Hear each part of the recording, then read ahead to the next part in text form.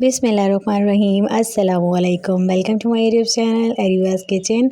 आज मैं आपके लिए बहुत आसान, बहुत ज़बरदस्त, ज़ायकेदार रेसिपी लेकर हाज़िर हुई हूँ, जो कि है फिरनी या खीर की रेसिपी। बहुत आसान तरीके से हम इसे बहुत लज़ीज़ तैयार करेंगे और खाने में ये बहुत मज़ेदार लगती है। बच्चे बड़े बहुत शौक़ से खाएँगे ये। और प्रोसेस इसका मैं आपको बताऊँगी, बहुत ही आसान तरीके से बनाना। आप देख सकते हैं बगैर क्रीम के हम इसे कितना क्रीमी बनाने वाले हैं। तो चलें स्टार्ट कर लेते हैं। बिस्मिल्लाहिर्रहमानिर्रहीम। सबसे पहले आधी कटोरी जो है वो मैंने बासमती चावल ले लिए हैं और इसे 4 से 5 घंटे मैंने भिगो लिया है।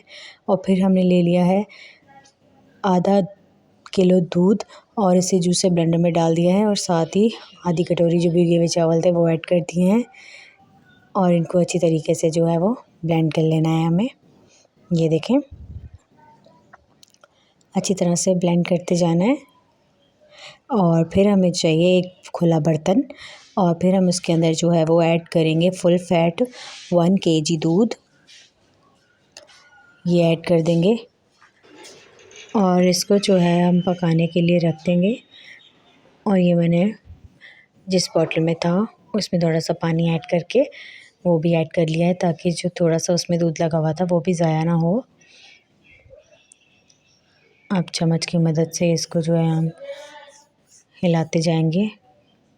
इसे हमें 10 से 15 मिनट तक पकाना है, क्योंकि मलाई इसके अंदर ही है, तो इसके अंदर ही रहे ताकि ऊपर न जमे आके।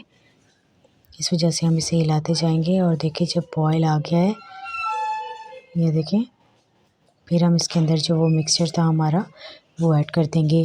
और इसके अंदर चावल हैं पिसे हुए, तो ये फ़ौरन जो है वो नीचे बैठ जाएगा। तो इस वजह से हमें जो है वो इसे हिलाते जाना है। इस तरीके से हिलाते हुए हमें इसे पकानी है और फ्लेम का ख़ास ध्यान रखना है हमें। फ्लेम हमारी जो है वो लो ही होनी चाहिए। तेज़ फ्लेम पर हम इसे नहीं पकाएंगे, वरना खीर या फिरनी का वो जायका नहीं आएगा। इस तरह से ये काफ़ी टाइम लेगी और बहुत लज़ीज़ और बहुत मज़ेदार बनकर तैयार होगी। ये देखिए आहिस्ता आहिस्ता ये गाढ़ी होती जाएगी।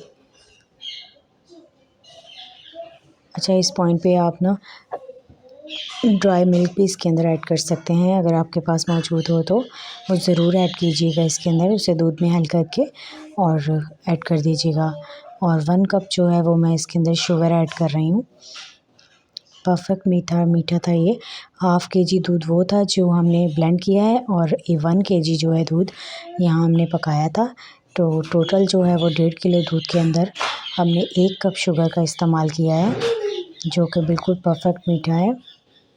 अगर आप अपने मुताबिक कमियाँ ज़्यादा करने चाहते हैं तो वो आप कर सकते हैं।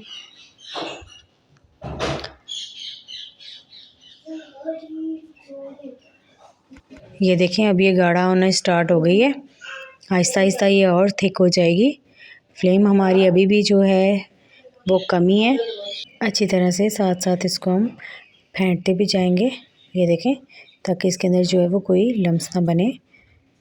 ये देखें अब कितनी ज़बरदस्त ये थिक हो गई है और हमारी लाजवाब फिरनी खीर की रेसिपी बनकर तैयार हो गई है। अब हम इसे जो है वो ऐड करेंगे एक बाउल के अंदर। इस तरीके से आप इसे कंप्लीट रूम टेम्परेचर पर ठंडा करने के बाद फिर फ्रीज़र में रखिएगा। मैं कटोरी में ऐड करने के बाद फिर इसे ठंडा करूँगी और ठंडा करने के बाद फिर हम इसे रखेंगे रेफ्रिजरेटर में ठंडा होने के लिए। और फिर मैं आपको इसका फाइनल लुक दिखा चुकी हूँ। स्टार्टिंग में आपने देखा ये कितना क्रीमी टेक्सचर इसका बना था और ये बहुत खाने में भी लाजवाब थी।